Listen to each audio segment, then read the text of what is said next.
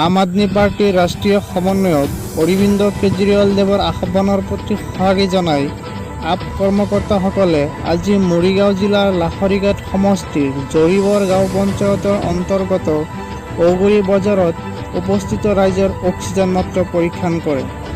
উক্ত কাৰ্যসূচীত উপস্থিত থাকে মৰিগাঁও জিলা IT সেলৰ সম্পাদক আমিৰুল ইছলাম আৰু লাহৰীঘাট সমষ্টিৰ আম আদমি পাৰ্টিৰ যুটীয়া সমন্বয়ক ফৰিদুল ইছলাম।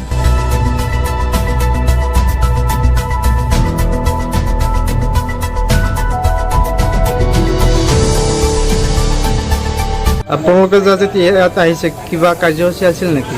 হয়, আমি অৰবিন্দ কেজৰিৱাল ছাৰৰ নিৰ্দেশ মৰ্মে আমাৰ ছাৰে যিটো অক্সিমিটাৰৰ দিছিলে,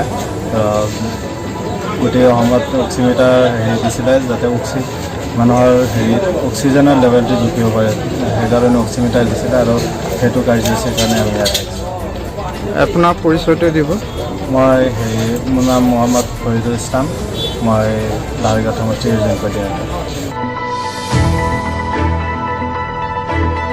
আম আদমি পাৰ্টিৰ নীতি আদৰ্শৰ প্ৰতি আকৃষ্ট হৈ আজি শতাধিক ৰাইজে আম আদমি পাৰ্টিত যোগদান কৰে।